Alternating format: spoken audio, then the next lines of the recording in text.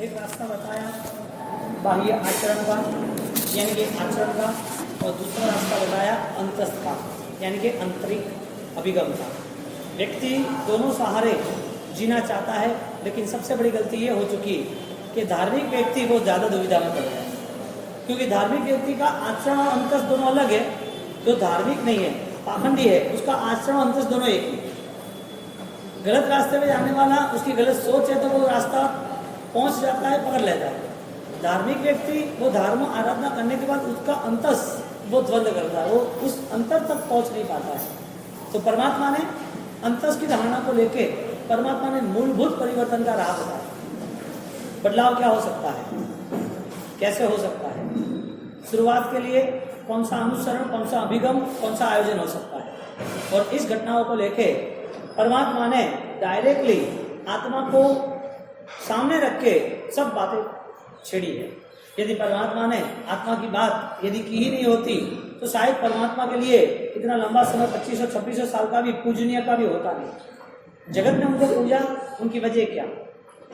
जगत के साथ साथ देवों ने भी उनकी पूजा की, समुद्र में बिठाए, उनके लिए आसपास में सब जगह पर भक्ति की पंच महोत्सव किया। वजह क्या थी? उनका देह तो पहले भी मिला था, पहले भी उनकी आत्मा थी, पहले भी उनको महावीर का देह नहीं मिला था, दूसरा देह राजकुमार के मिले थे, सन्यासी के मिले थे, नैसाल के भोग के मिले थे, बहुत सारे देह को मिले। उस देह को मिलने के बावजूद भी, शरीर मिलने के बावजूद भी, आत्मा वो होने के बावजूद भी देवों ने न समसन रचा न पूजा। 27 के भव में, पहले के भवों में वही आत्मा प्रभु महावीर के होने के बावजूद प्रभु महावीर के नाम पर इन लोगों ने, देवों ने भक्ति क्यों नहीं की? मानवों ने उनकी आराधना साधना क्यों नहीं की? उनकी बातें उन लोगों ने मानी क्यों नहीं? जवाब एक ही है, जब तक वो आत्मा प्योर नहीं हुआ, पवित्र नहीं हुआ, तब तक लोगों ने वो चाहा भी नहीं। क्योंकि लोगों को पता है कि परम पद, परम अनुभूति, परम साधना किसे कहते हैं। और वो साधना को लेके प्रभु महावीर ने हर भाव, प्रति पल, प्रति साल, प्रति भाव, प्रति दिन बदलाव लाते गए, सुधार लाते गए। और वो सुधार एक दिन उनको महावीर बना के मुक्त बना दिया। किससे? धारणाओं से। जो भी मानसिक स्थिति पे युद्ध चल रहा था, द्वंद्व चल रहा था, उस विचारों को उन्होंने संतुलित बनाया, उनने स्पष्टीकरण की, उनने आयोजन बनाया कि अब मेरी आराधना ये होनी चाहिए।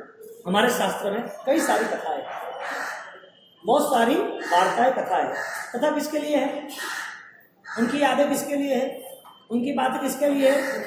बात इसके लिए है कि भविष्य में ये आदर्श बन के व्यक्ति यदि शायद कहीं फंसा हो, कहीं प्रॉब्लम हुआ हो, तो वो रास्ता निकाल के वो आगे बढ़ सके। अब हमारे पास कथाएं रही है, शास्त्रों में है, किताबों में है, सुनने के लिए है, सुनाने के लिए है, लेकिन उस कथाओं का जो रहस्य है स्वयं के लिए उद्घोषित होना चाहिए, उसकी संभावना समाप्त हो सकती, वो हम कर नहीं पाते। यदि हम कर पाते तो शायद हमारा परिवर्तन बहुत ही स्ट्रांग हो, बहुत पावरफुल चेंजेस होता हमारा, लेकिन वो चेंजेस नहीं हुआ।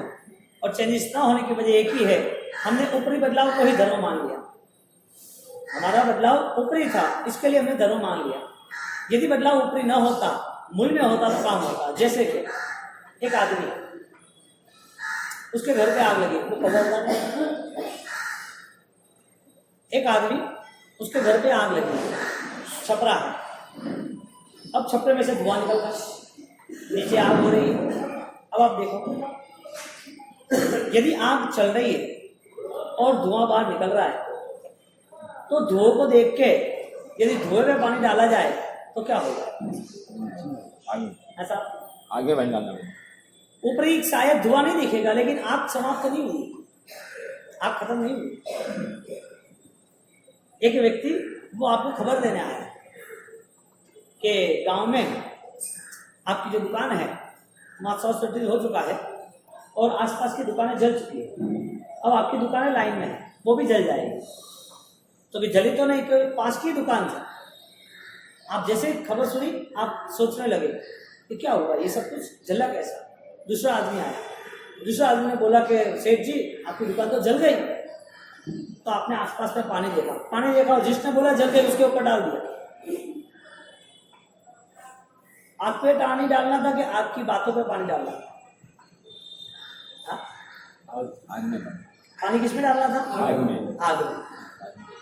वो आदमी तो शायद पानी डाला होता तो मर भी जाता, आग में पानी डालना जरूरी था। बात यह है कि यदि बाह्य जो धुआं है वो बाहर का है, जो आग कहने वाला है वो बाहर की, जो व्यक्ति बदलाव लाना चाहते तो उसे मूल में जाना पड़ेगा।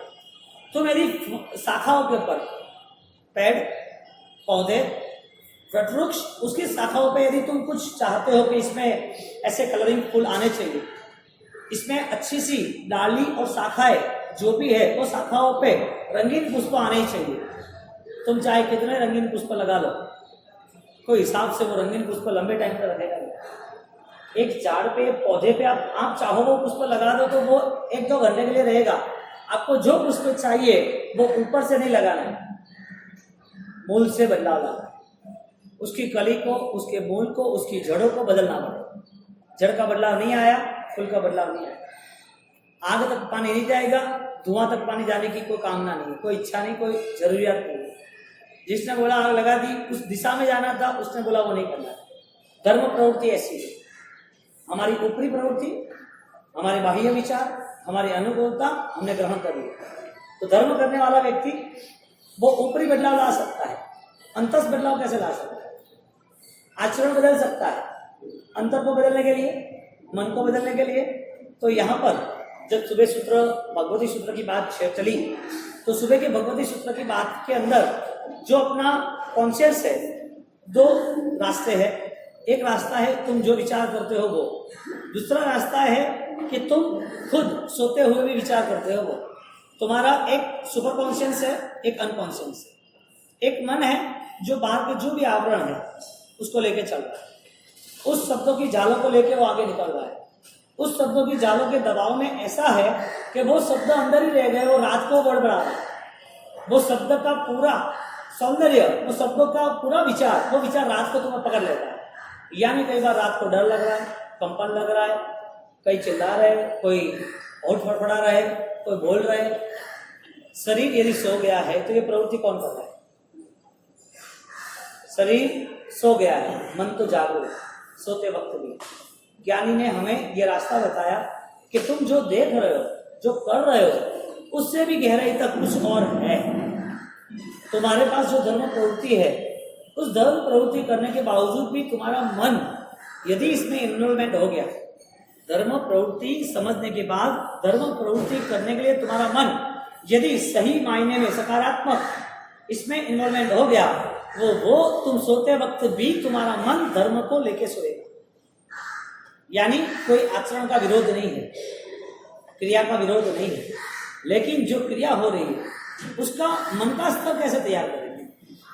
जो क्रिया बन रही है, जो क्रिया का हमने स्वीकार किया है, उस क्रियाओं में कोई बंधे तो नहीं रहे ना, क्रिया घातक तो नहीं बन रही है ना, क्रिया करते वक्त कोई परेशानी तो खड़ी नहीं हो रही है ना। क्या नहीं कह रहे? क्रिया करते वक्त परेशानी खड़ी हो रही है, और वो परेशानी ये है कि क्रिया हमारे परिवार के लिए, समाज के लिए, दुनियादारी के लिए, शरीर के लिए, वास्तविक स्थिति के लिए नहीं, ये सब के लिए चाहिए। तो यहाँ पर जब भगवती सूत्रकार जब मैनेजमेंट हमें बता रहे हैं मन संबंधी, वो मैनेजमेंट मन संबंधी हर स्वयं को, हर किसी को अपने ध्यान से ही क्रिएट करें, अपने पूरे कॉन्शियस को, अपने पूरे विचारों को, उसको तलाशना पड़ेगा। हम छोटी सी बात छेड़े कि हमारे यहाँ आद्र कुमार जैसे व्यक्तित्व हुए, धनी हुए। आद्र कुमार कौन है पता? आद्र कुमार है कौन? अब एक बात समझ लो, यहाँ पर 40 दिन में 40 कथा आए या 50 या 100 कथाएं आए, जितनी भी कथा कहानियां जो भी आए, उसके हार्ट को पकड़ने की कोशिश करो। आग के धुएं पर पानी डाला तो आग नहीं मिटेगी। शाखा पे कुछ चाहिए तो मूल बदलना पड़ेगा, मन के बदलाव को तैयार करना पड़ेगा। और हम हर कोई बात हम यहाँ मन को हाजिर करके दृष्टांत आएगा, लेकिन वो हमारे लिए बोधदायक होना चाहिए। पता नहीं चले तो आप थोड़े बहुत क्वेश्चन कर लेना, लेकिन वो क्वेश्चन तुम्हारे समाधान के होने चाहिए, वो प्रश्नोत्तरी तुम्हारे जीवन के बदलाव में आनी चाहिए। क्योंकि विचारों का जाल बहुत है, वो कभी कहीं पर बिछा सकते हैं। विचार तो हर वक्त हम तुरंत प्रेजेंट कर सकते हैं, लेकिन विचार वो जरूर नहीं है कि वो तुम्हारी श्रद्धा हो, तुम्हारी मान्यता हो, तुम्हारी आराधना हो। विचार है, आते हैं जाते हैं। जरूरी नहीं है कि वो अपने मान्यता के स्तर पर हमें स्वीकार करे। दुकान में एक आदमी हजारों चीज रखता है, लेकिन जो आने वाला है उसे 1000 चीज देखने के बाद लेता क्या है। तो यहाँ पर जो कथाएं आती है, कहानियां, किस्से, उस किस्से में हम पकड़ ले जो मूल का बदलाव आ रहा है। तो छोटी सी कहानी है आर्द्र कुमार की। उसकी जीवन कहानी क्या है? आंसर ये है कि उसकी पास्ट मेमोरी क्लियर हुई, उसके पुराने ख्यालात थे, पुरानी विचारधारा थी, पुराने संस्कार थे, आस्था श्रद्धा से जुड़ी हुई जो ताकत थी, वो कोई ऐसी कंडीशन आई, ऐसी परिस्थिति आई, उसमें से वो बाहर आ गई। पूर्व के भाव में जो खुद आराधक थे, धर्म प्रवृत्ति में लीन थे, धर्म आस्था श्रद्धा वो उनकी श्वास, उनका प्राण, उसका ऑक्सीजन बन चुका था। ऐसा एक कैरेक्टर आर्द्र कुमार। वो आर्द्र कुमार जो उनके जीवन में धर्म प्रवृत्ति होती रही, श्रेष्ठ कक्षा की होती रही।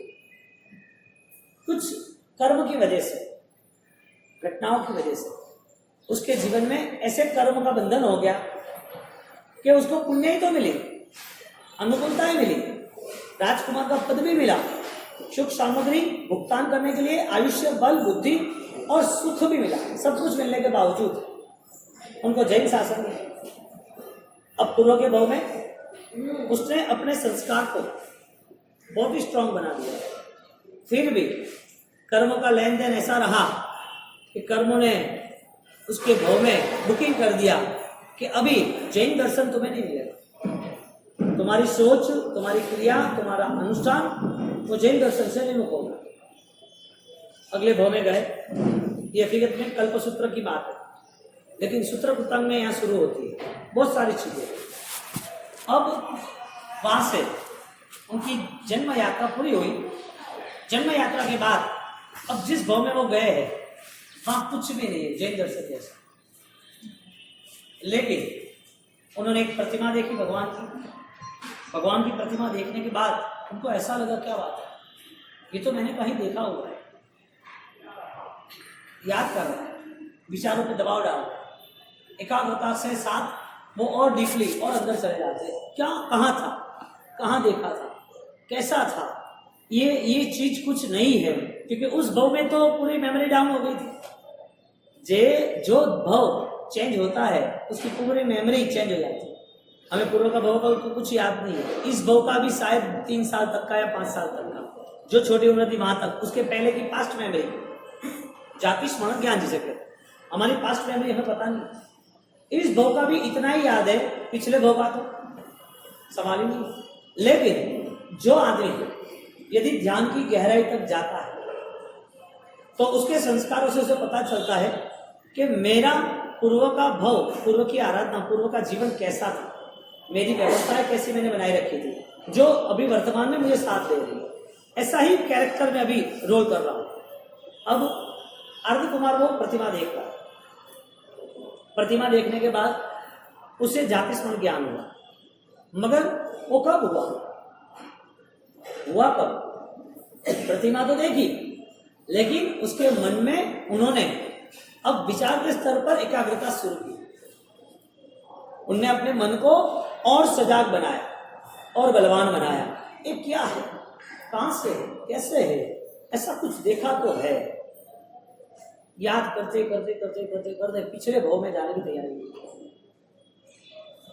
पिछले भाव में उन्होंने जो परमात्मा के प्रति जो आस्था, श्रद्धा, भक्ति, जो उन्होंने अंतःकरण से जो बल भक्ति का तैयार किया था, वो संस्कार वापस एक्टिवेट हो गया। वो कल्चर सामने आया कि हाँ, मैंने भगवान की भक्ति की थी, ये तीर्थंकर ही है, मैं कौन था, क्या था, मैं क्या कर रहा था, ये सब सोच बनने लगी। राजकुमार है आर्द्र कुमार, और उसको जैन शासन नहीं मिला था। जैन धर्म की प्रवृत्ति, जैन शासन की परिणति, इनकी सोच, इनका तत्वज्ञान, उनकी क्रियाएं, उनका आदर्श, उनका अनुष्ठान कुछ भी नहीं था। लेकिन ऐसा कोई इसका पुण्य का उदय समझो, उनकी भवितव्यता समझो, जिसके वजह से उनके सामने ये परिस्थिति आई, उनके सामने ये परमात्मा की प्रतिमा देखी। आपने सालों से कई कथा सुनी है, मैं पूरी कथा नहीं कहूंगा, आप समझ ले। मैं डायरेक्टली उनका फाइनल पॉइंट जो है वो बताऊंगा, इसकी वजह से आपको तुरंत ट्यूनिंग हो कि ये मैटर क्या है। आपको डायरेक्टली क्लियरिटी होगी कि इस मैटर के जरिए से मेरी खुद की एबिलिटी, मैं खुद कौन, मुझे खुद को क्या पराक्रम, क्या परिश्रम, क्या विश्राम करना है, कहाँ रुकना है, कहाँ चलना है, कहाँ तैयार होना है, कहाँ पराक्रम करना है, कहाँ परिश्रम करना है, कहाँ विश्राम करना है। तो परिस्थिति यह बनी कि आर्द्र कुमार अपने जाति श्रवण ज्ञान में गए। अब हम उसकी पूरी फॉर्मूला क्लियर करते हैं कि उनको ये जाति श्रवण ज्ञान हुआ, उनको ये पता चला, तो उनको ये पता किसके सहारे चला? प्रतिमा देखने से यदि होता तो फिर जो लोग अभी वर्तमान में जो प्रतिमा हर साल देख रहे, हर साल पूजा पाठ कर रहे, उनकी मेमोरी क्या? प्रतिमा देखने से कुछ होता है तो हमारा फाइनल पॉइंट ये है कि मन के स्तर पर अंतःकरण क्या तैयार होता है। हम आचरण में जाना चाहते हैं कि अंतस जाना चाहते हैं? क्लियरिटी क्या है, स्पष्टता का है कि ओपरे खाली आचरण क्रियाओं करने के बनारा माते ओपरे धर्म रहे रंग, ओपरे सड़े बननी, ओपरी रिजल्ट, ओपरी प्रवृत्ति, ओपरी कोई ना कोई अनुभूति है। एक आदमी क्रोध करता है तो क्रोध करने के बाद, निंदा करने के बाद सामने वाला दुखी हो या ना हो, खुद ने तो दुख निर्मित किया, इसकी वजह से तो सामने वाले को दुख देने की तैयारी है। अब तुम्हारी प्रवृत्ति तुम्हें ही, तुम्हारी प्रवृत्ति तुमको ही हिंसा में ले जाती है, तुम्हारी ही हत्या कर देती है, तुम्हारे जीवन में अपराध भाव शुरू हो जाते हैं। तो ये आचरण कैसा जो अंतःकरण को सुधार ना सके? ऐसी क्रिया कैसी जो ज्ञान रहित हो? ऐसा अनुष्ठान कैसा जैसे अध्यात्म से जुड़े नहीं?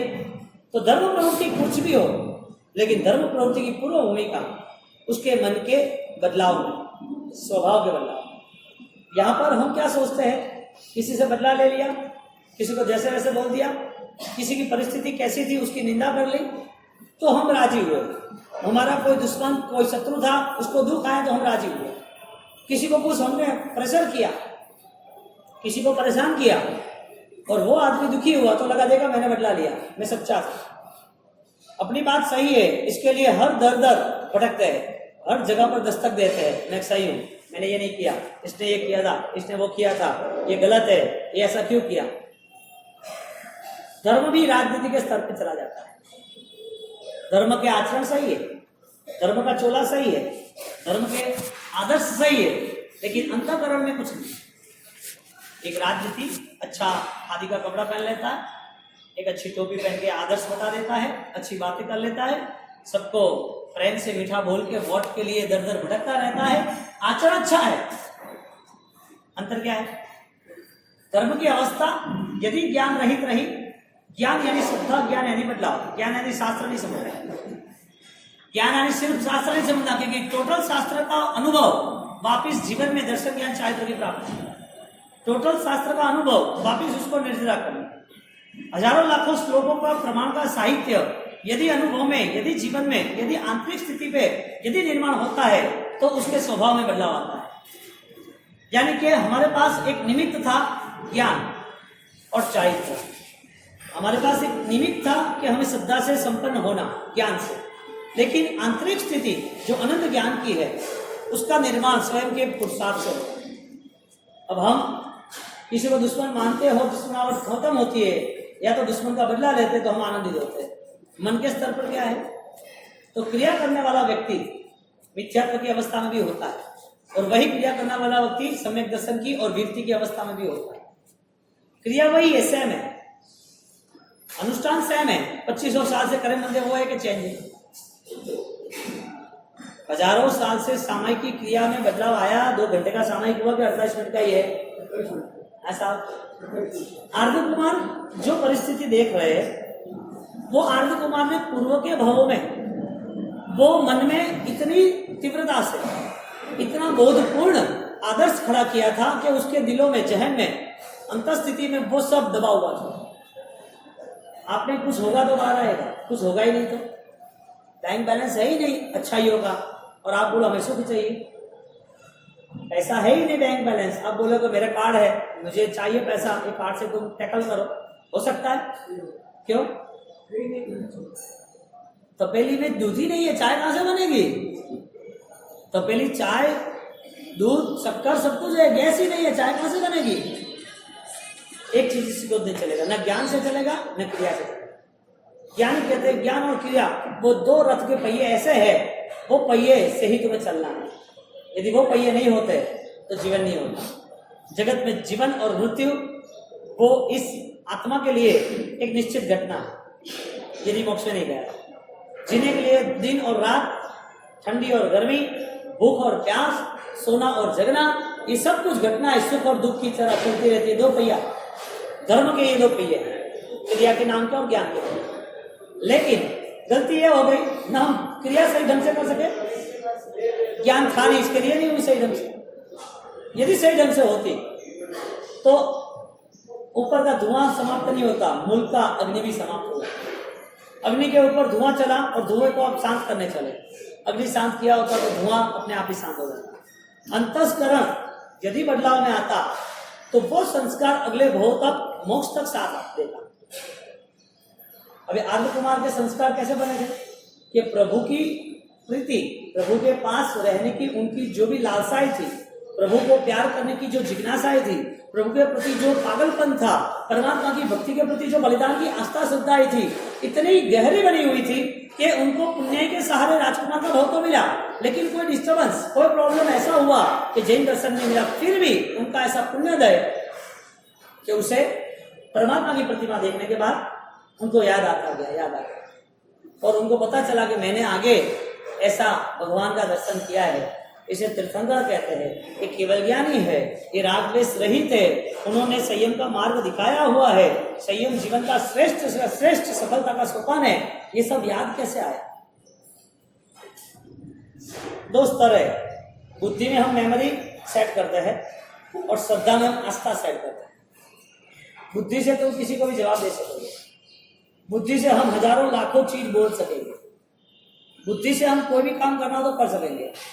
श्रद्धा वो किसी को दिखाने की बात, श्रद्धा को देख भी सकता नहीं, श्रद्धा को खरीदी भी नहीं जाती है, श्रद्धा को गुलामी के स्तर पर मिलती भी नहीं है, श्रद्धा का कोई सौदा नहीं। श्रद्धा जो है वो स्वयं गुण है, आत्मा का गुण, अनंत ज्ञान, अनंत दर्शन, अनंत चारित्र, अव्यावाच्य, अरूपीपणु, अगुरु लघु, अक्षय स्थिति, अनंत स्थिति। अब वो हमारी खोज वो रुक गई।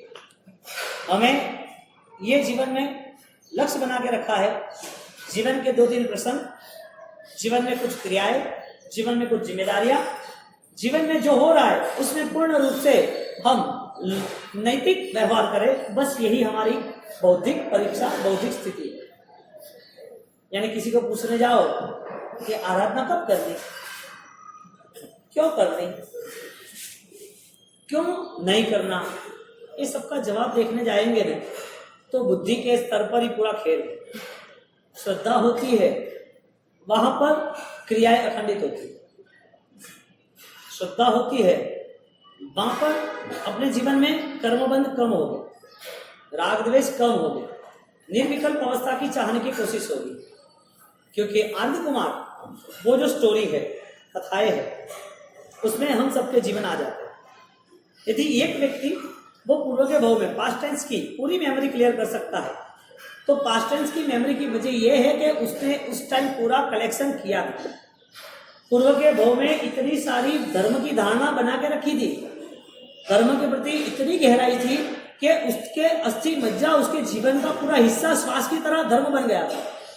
श्रद्धा उसका हिस्सा बन गया था, श्रद्धा के बिना वो जी नहीं सकता था। यानी क्रिया करते वक्त हमें टेस्ट करना चाहिए कि हमारी गहराई में शुद्धता कितनी है। सुवर्ण का टेस्ट करते हैं ना, 24 कैरेट, 22 कैरेट, 20 कैरेट, हाँ, गोल्ड टेस्ट करते हैं ना, जितना कम कैरेट इतना कम था, इतना ज्यादा शुद्ध इतना एट्रैक्टिव, इतना अच्छा, इतना कॉस्टली। बुद्धि का भी ऐसा ही कोई रोल है। जैसी जैसी श्रद्धा बढ़ती है ऐसे कैरेट बढ़ते जाते हैं। बुद्धि उसकी जगह पर सही है, सोना उसकी जगह पर सही है, लेकिन कैरेट बढ़ते हैं तो शुद्धि बढ़ती है। ऐसा ज्ञान बढ़ता है श्रद्धा के साथ, तो वो श्रद्धा की शुरुआत ऐसी होती है जैसे उसके जीवन में ज्ञान की परिशुद्धता, सुनवाने की परिशुद्धता, उसका मूल्य बढ़ता जाता है, उसकी खुद की विचारों की मूल्यता बढ़ती जाती है। अब अर्ध कुमार ने समझ लो कि पूर्व के भव में ये आस्था नहीं बनाई होती तो हम जो भी क्रिया कर रहे हैं उसके माध्यम से हम कहीं पहुंचना चाहते हैं। पहली बात तो ये है, उन्होंने क्रिया की, हमने भी क्रिया की। उनने क्रिया की, उनके जाति स्मरण ज्ञान से उनको पास्ट टेंस याद आया। हम जो क्रिया कर रहे हैं वो हमें सुबह की, इसके बाद शाम को भी याद किया। हमने सुबह कुछ भी क्रिया की, सामय की, हम माला किया, पूजा की या कोई धर्म की बात सुनी तो हमें शाम को भी याद नहीं आता है शाम का हमारा रोल कौन सा है। यानी कि 24 घंटे हमारा मन किस चीज को लेकर चल रहा है। धर्म प्रवृत्ति देह की होती है, धर्म प्रवृत्ति करने के लिए स्थान मिला है इसके लिए होती है, आयुष्य है इसके लिए धर्म प्रवृत्ति होती है। ये आयुष्य समाप्त होने के बाद धर्म प्रवृत्ति का ह्रास, धर्म प्रवृत्ति की प्रारंभिक अवस्था आगे होगी कि नहीं होगी। नए भोग में कोई मेमोरी मिलेगी कि नहीं मिलेगी, सीधी बात ये है। नया भोग है कि नहीं है, यहां से आत्मा को नित्य मानोगे तो है। नया भोग है किसका है, आत्मा का या देह का? ऐसा आत्मा। नया जन्म कौन धारण करता है, देह या आत्मा? हाँ, आत्मा। आराम से सोचो। एक बात आप समझ लेना, मैं कुछ भी आड़ा टेढ़ा बोलूंगा, अब हाँ नहीं बोल रहा, मैं रिवर्स साइकोलॉजी यूज करूंगा आपके पास। मैं जो भी बात करूंगा शायद चेंज करके घुमा फिरा के बोलूंगा, आप अपना सही ढंग से, सही विचार से आप आपकी बात बोलिए। जन्म आत्मा का होता है कि देह का होता है? देह का होता है। आत्मा तो रहती है, क्या होता है? देह का होता है। यस, देह का जन्म होता है ना, क्या आत्मा का होता है? देह का होता है। मजे की बात क्या है पता है, एक बार 3 बार बोलते मैं कंफ्यूज हो जाता। मैंने हाँ बोल दिया तो आप तो कम हो गए, लेकिन अभी और कम होगा। देह का जन्म होता है कि आत्मा का होता है? नहीं नहीं, देह का कहाँ से होता है? आत्मा देवा माटे देना, आत्मा का जन्म होता है ना, आत्मा देवा माटे देना है, आत्मा को रहने के लिए। आत्मा का होता है जन्म, देह का होता है? देखा तुम सब, मैं अकेला, तुम सब एक साथ, तुमको तुम्हारा निर्णय एक ही दो, अलग अलग निर्णय मत। देह का जन्म होता है ना, ये तो मिट्टी। हाँ देखो क्या भाई, ये बात हुई ना, तो फिर किसका जन्म होता है? बोलो फिर से। शरीर का आत्मा के देह का डिबेट रखो चलो तुम दोनों की। देखा शरीर का क्या कह रहे हो, हमारा जीव सा है, क्या बात कर रहे हो? लागू करते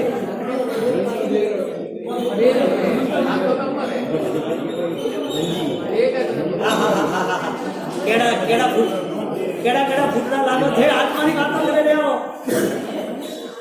मजिया हैं? जब थोड़े मुड़े आत्मा की बात करते आई हैं, थोड़े मुड़े आत्मा की बात आई करते, आत्मा जैसी बात है कोई? देखो, आत्मा का जन्म नहीं होता, आत्मा तो अमर शाश्वत वही है। लेकिन जो आत्मा ने जो विचारों से जो बंधन तय किए हैं, उस बंधन के नाते आपके वो जन्म होते हैं। सीधी बात है, इस जन्म में नए हजारों भावों का बुकिंग कर रहे हैं। यहाँ पर हमारे विचारों से हम नए हजारों भावों के देह कौन से हम लेने वाले हैं, वो पूरा हम यहाँ से बुकिंग कर देते हैं। 3 महीने पहले टिकट बुक होती है ना, ऐसा घर बनता है उसके पहले घर बुक कराते हैं ना, ऐसे यहाँ से जाने के बाद हम एक बुकिंग करते हैं नए भाव में जाने का। कौन कराता है बुकिंग? क्रिया नहीं कराती है, विचार कराता है। विचार यदि बुकिंग कराता है तो बुकिंग करने वाला कौन है? देह है कि आत्मा? नए भाव का बुकिंग कराने वाला देह है कि आत्मा है? यानी आत्मा नरक के, जानवर के भाव में भी जाएगा, आत्मा वो चाहेगा, तो आत्मा भी जवाब दिया। यहां से अगला बुकिंग तय कौन करता है, देह या आत्मा? ऐसा विचार, सही बात। यहां से आगे जाना वो सब मूलभूत देह का और आत्मा दोनों का काम है, क्योंकि देह तो यहां पड़ा रहेगा, आत्मा आगे चले जाएगी। उस दो का मीडिया, उस दो के बीच में जो कनेक्शन है, वो कनेक्शन है आपके ज्ञान का, आपके मन का, आपके विचारों का। उद्गल है, विचार और मन दोनों उद्गल है। फिर भी उस उद्गल को लेके आप एक नई धारणा को, एक नए संस्कार का निर्माण आप शुरू करते हैं। आपके जो विचार है वो पहली तो बात यह करें कि हम पूर्व के भाव से आता है, आगे के भाव में वो विचार हमको लेके जाए। लेकिन वर्तमान में मिली हुई जैन शासन की आराधना, जैन दर्शन, वो हमें क्या पावरफुल डिसीजन, क्या हमें निर्णायक परिवर्तन ले जाता है। मूल बात यह है कि हमारे विचारों की परिमार्जना, हम विचारों से कितने परिचित होते हैं, क्योंकि दिन से रात, रात से दिन, 24 घंटे तक सोते हुए भी ये विचारों की यात्रा तो चालू है। हर विचार हर ढंग के आते रहते हैं, लेकिन हमें जो पसंद है वही विचार होगा। मैं यहाँ 1000 बात बोलूंगा तो आप सब बात थोड़ी सुनोगे, सब बात थोड़ी पल्ले पड़ेगी। आपको जो पसंद आएगी वो आप लोग हैं। सबको सब पता भी नहीं चलेगा, लेकिन सब लोगों को कुछ तो पता चलता ही है। बात क्या चली कि यदि आत्मा को आगे की गति में कहीं पर भी यदि ले जाना है या जा रहा है, तो उसकी वजह कर्म है, लेकिन कर्म भी तभी आते हैं जब तुम आमंत्रण देते हो। बिन बुलाए कोई नहीं आता है। यानी कि तुम्हारा बुलावा, तुम्हारा इन्विटेशन, तुम्हारा आमंत्रण, वो विचारों के स्तर पर तुम आमंत्रण देते हो। जिन्होंने प्रभु महावीर को माना है, स्वीकारा है, वो कभी आत्मा का निषेध नहीं कर सकता। आत्मा की स्वतंत्रता, नित्यता का बोध उसे परिपूर्ण है। लेकिन प्रभु महावीर की प्रतिमा को यदि मानेगा तो वो पत्थर जैसा ही जिए। प्रभु महावीर के संदेश को, प्रभु महावीर के संवाहक को यदि वो स्वीकारेगा तो उसके जीवन में वो पवित्रता का निर्माण होगा, जो पवित्रता उसकी आत्मा में छिपी हुई। अनंत ज्ञान, अनंत दर्शन। यानी हम प्रभु महावीर के 1 इंच के फासले की दूरी में भी नहीं है। हमारा प्रभु महावीर का जैसा आत्मबल है, हमारा प्रभु महावीर का पूरा के पूरा आत्मबल, उसमें कोई भी एक रस्सी का, एक धागे का, 1 इंच का भी कोई फर्क नहीं। डिफरेंस क्या हुआ? सुधार। उन्होंने हर दिन, प्रतिपल, प्रति जगह पर, प्रति परिस्थितियों में उन्होंने बदलाव लाते गए, चेंजेस होता गया। उन्होंने अपने मन को समझाया कि नहीं, मैंने गलत किया है, मैंने कान में शीशा गलत डाला, मैंने वो अभिमान गलत किया था मरीची के भाव में, मेरी जीवन की यात्रा में इतनी सारी कठिनाई मेरी इस वजह से आई, मेरा मन का सुधार नहीं था। सिंह के भाव में भी, शेर के भाव में भी मैं गया तो लाखों करोड़ों लोगों को, लाखों पशुओं को मैंने मार डाला होगा। नरक में भी गया मैं। तो ये कठिन परिस्थिति किसने भुगतान की? आत्मा वहां क्यों गया? आत्मा वही था, आत्मा कोई चेंज नहीं था। प्रभु महावीर का आत्मा ही नैसर्गिक के जीव था। प्रभु महावीर का आत्मा ही त्रिपुष्ट वासुदेव और वहां पर नंदन राजर्षि के भाव में था। भाई प्रभु महावीर का आत्मा 15 भाव तक जिन शासन को, जैन दर्शन को नहीं समझ पाया। तो आत्मा वो के वही है, उसमें चेंजेस नहीं है। आत्मा सदा निरंजन, निराकार, शाश्वत, निर्वाध, निर्मोह, निष्क्रिय है। आत्मा गुणवान, लेकिन उस गुणों के ऊपर दब गया है पूरा विचारों का कचरा। अध्यात्म के विचार नहीं है, अध्यात्म की क्रिया है हमारे पास। धर्म की क्रिया है, धर्म के आराधना के भाव नहीं है तो बदलाव के साथ होगा, और बदलाव वो अपने आप को ही पता चलेगा।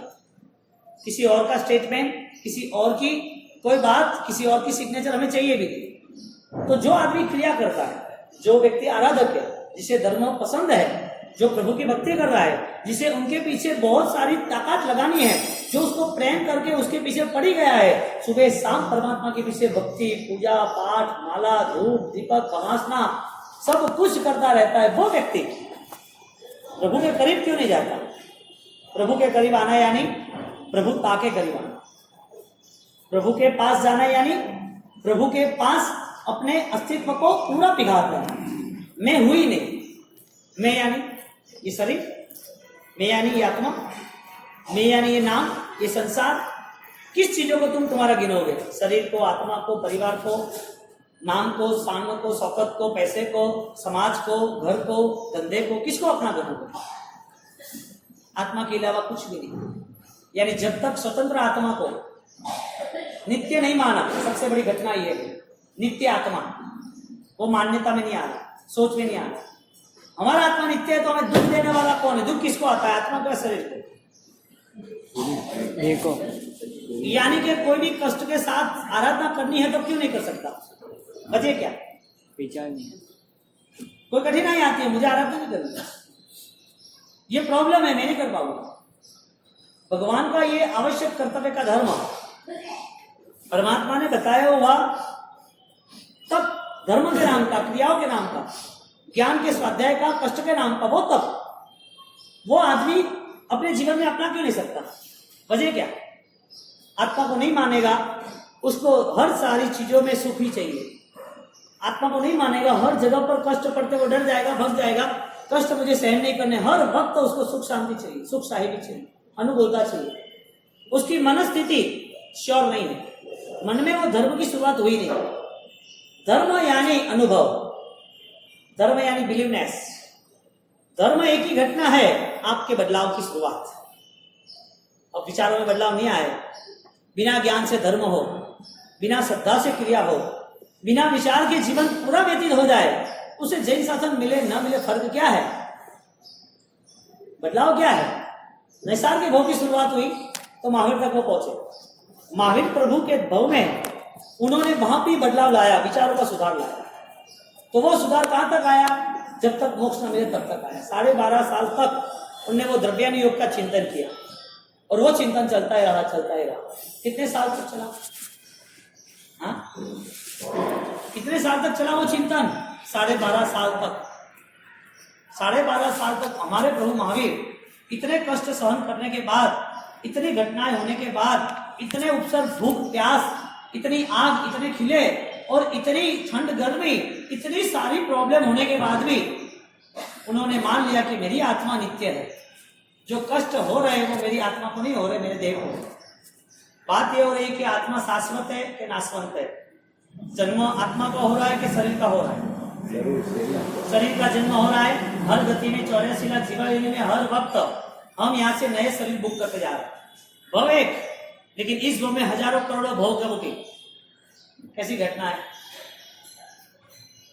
हम क्या करते हैं पता है? एक बैल होता है, बैल वो चलता है तो वो चलता नहीं है, बैलगाड़ी के पहिए खींचता जाता है। वो बैल का पैर रुक गया तो पहिए रुक गए, सही कि नहीं?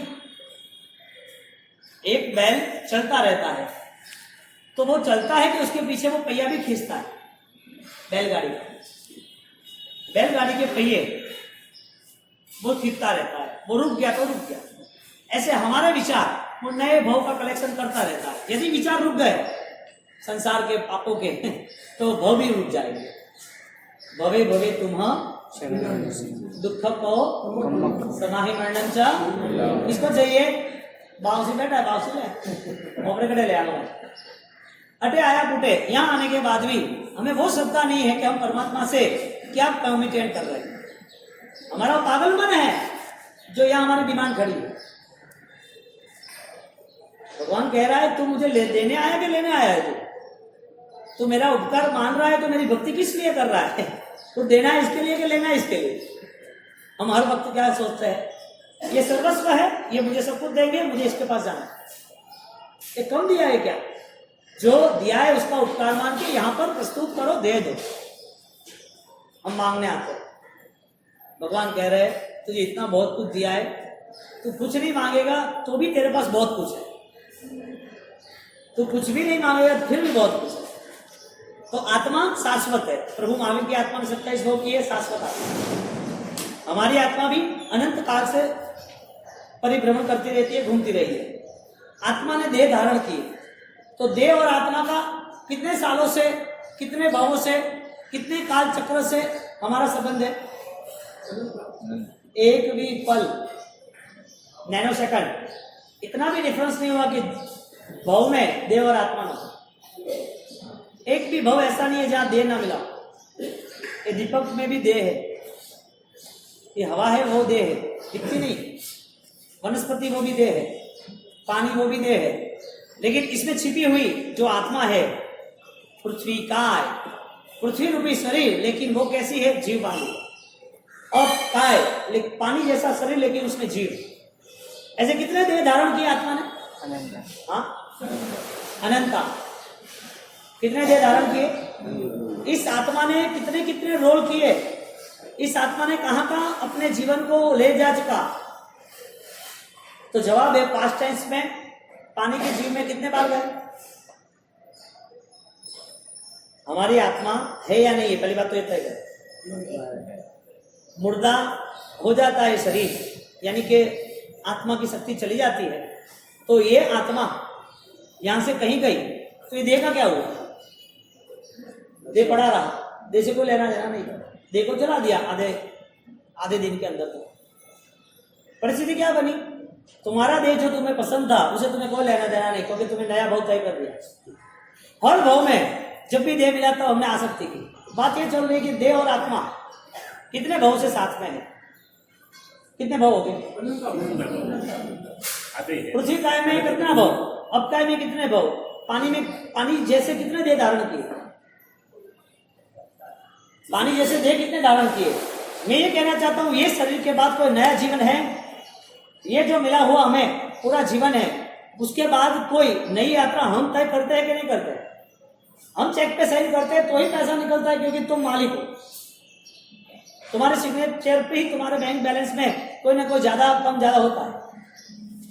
तो यदि हमारी सिग्नेचर वो हमारी पहचान है, तो हमारा मन वो हमारा नया भविष्य है। तुम्हारी यहाँ की क्रिया है, आज के जो भी अनुष्ठान है, जैसे भी आप कर रहे हो वो आप जानो, आप सुधार मत करो, आप बदलाव मत लाओ। आपको गुस्सा करना करो, किसी के लिए गलत बोलना है बोलो, किसी की निंदा करनी है करो, किसी की हिंसा करनी है करो, किसी के लिए कोई भी अपराध भाव शत्रुता है वो निकालो, किसी को मारना है तो मारो, किसी की चोरी करनी है, किसी का पैसा दबाना है तो दबा लो, किसी को घुमाना है गेम, सब कुछ करो, जो करना वो करो। मर के जाना है इतना तय करना। आखिरी अदालत है, किसके लिए है? आत्मा के लिए, देह के लिए, किसके लिए है? यानी कि आत्मा नए भाव में जाएगा तो भी उसे पेमेंट देना है, वहां कोई रखवाला नहीं है, वहां तुम्हारे दुख दर्द से कोई बचाने वाला नहीं है। यहां से आगे जाते वक्त यदि कुत्ते के भाव में तुम्हारे बंगले पे ही तुम्हारा जन्म हुआ और तुम वहां जाओगे, वहां जाने के बाद वहां का चौकीदार तुम्हें मारेगा, दौड़ाएगा, भाग यहां से चलेगा। तुमने यहाँ आके तुम्हें जो मिला था उसकी तुमने क्या शोभा बढ़ाई, तुमने क्या उनकी सार संभाल की, क्या उनका उपयोग किया। यानी कि भविष्य जो देखने वाला है, समाहि वरम उत्तम नींदो, यहाँ की मृत्यु भी उसकी सही होनी जरूरी, ढंग से मृत्यु होनी जरूरी है। जीवन सही होगा तो होगा। पास्ट मेमोरी हमारी वर्क कर रही है तो फ्यूचर मेमोरी हमारी वर्क करेगी। यदि भूतकाल में हमें कुछ किया है वो हमें याद आ ही रहा है, तो आगे का कुछ होगा वो भी याद कराएंगे वो लोग। नरक में क्या कराते हैं? उसको वेलकम करते हैं। चार यात्रा है कि नहीं है, चार गति है कि नहीं है, भव है कि नहीं है। आत्मा को मानेगा तो वो अपने विचारों को भी मानेगा कि मुझे आत्मा मेरी दुर्गति में न जाए, इसके लिए मेरे दुर्विचार मुझे निकालने हैं, मुझे दुर्विचार से नहीं जुड़ना है। अब दुर्विचार कौन से है वो तो हमें पहचानना पड़ेगा ना।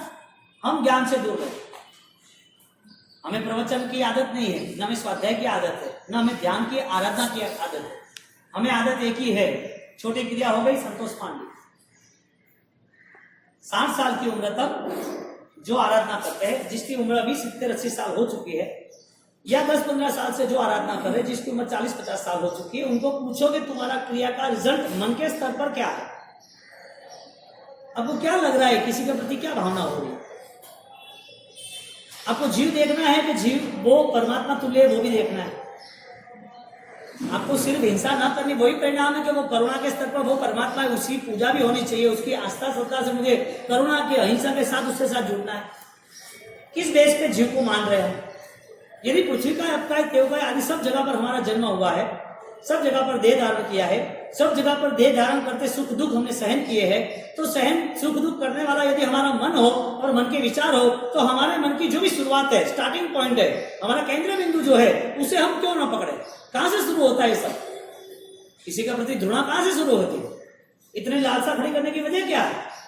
यदि ये सब हमारे सामने आया तो हमारे महापुरुष जो आदर कुमार की बात कर रहे हैं सूत्रपुटान की शुरुआत में, उसमें विनय आदि मतों की चर्चा आती है, 6 दर्शनों का वर्णन आता है, नरक का पूरा वर्णन आता है, ऋषभदेव के 98 पुत्र जो है, उन पुत्रों के साथ साथ उनको दृष्टांत देते हैं कि देखो पूर्व के भाव कैसे थे, जीवों का कैसा हुआ, इतने दुखों में कैसे रहे, आत्मा इतनी शाश्वत है, इतनी सुखन, इतने निर्मल है, तो ऐसे दलदलों में क्यों छुपी है। ऐसी बहुत सारी घटनाएं इन्हें सूत्रपुटान में बताई।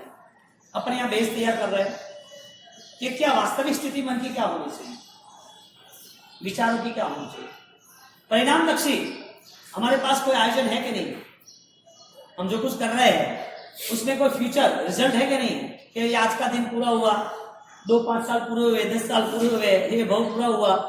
जैन दर्शन सस्ता सौदा नहीं। यहाँ का हमारा जन्म बहुत सारी ढेर सारी पुण्यों को लेके हम यहाँ पर बैठे। आंख न होती तो, सुनाई न दिया होता तो, पैर कटे हुए होते तो, पैर होने के बावजूद भी शुगर के नाते पैर एक कटवाना पड़ा होता तो,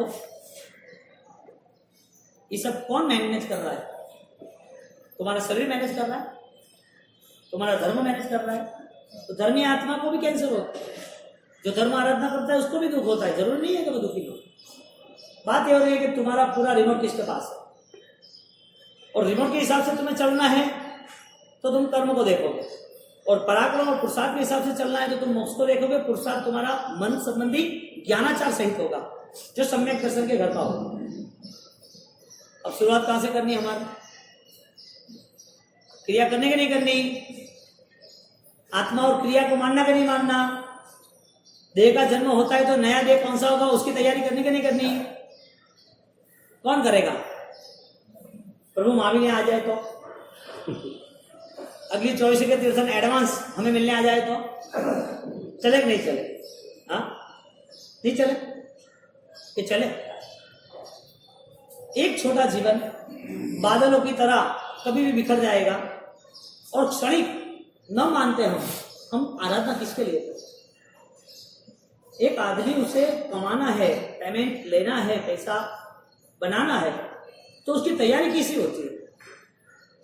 एक आदमी रेगिस्तान में वो चल बसा, पता नहीं चला, उसको रास्ता छोटा पता चला, चलते चलते लगा कि रास्ता तो 10 गुना ज्यादा है, तो चलते चलते प्यासा हो गया, और प्यासा होने के बाद परेशान होने लगा।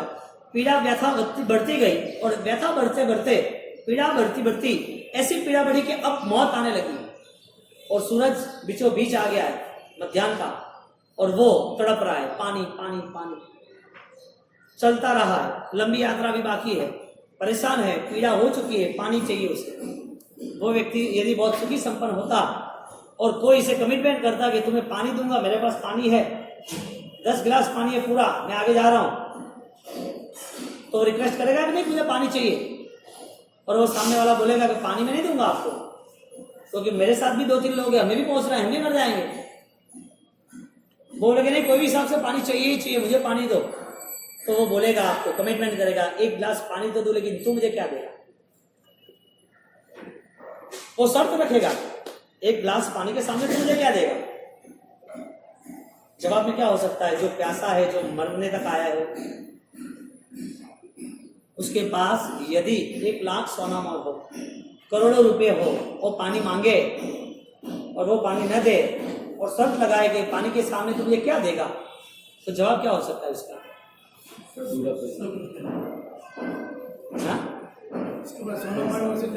मेरा पैसा सब ले ले, लेकिन मुझे पानी दे। यदि उसने ऐसा बोला कि मुझे 10 रुपया दूंगा, चल पानी दे दे, ओके नहीं दूंगा, वो कि मैं नहीं दूंगा पानी, अरे कि 10 रुपया दे रहा हूं, 20 रुपया, 30 रुपया, 40 रुपया, 50 रुपया, 100 रुपया। कि कभी भी देखा है 100 रुपये का पानी का गिलास होता है, लोग मुफ्त में पिलाते हैं। 1 गिलास 10 रुपया होता है, मैं तुझे 100 दे रहा हूं, 100 रुपये में पानी दे दे। वो बोले नहीं दूंगा, वो बोलेगा नहीं पीना है। इसका मतलब क्या समझना? प्यास नहीं, गहरी नहीं है, पीड़ा भी नहीं है, व्यथा भी नहीं है, पानी की जरूरत ही नहीं है, तो फिर पानी क्यों मांगेगा? खरीदा क्या? क्यों देगा पैसा? प्यास होगी तो मेरा सारा पैसा ले ले, लेकिन मुझे जिंदा रहना है पानी। धर्म की आस्था ये होती है, गहरी प्यास। धर्म की आस्था ये होती है, कुछ भी हो कमिटमेंट मुझे मंजूर है। धर्म करना है, कष्ट सहन करूंगा, मुझे देह पे कष्ट हो रहा है, मुझे और कोई कष्ट नहीं हो रहा है। धर्म करना है, मेरी आस्था को मजबूत बनाऊंगा।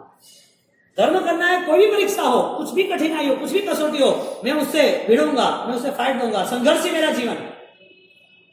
बोलो, धर्म के नाते वो कभी पीछे हटता है?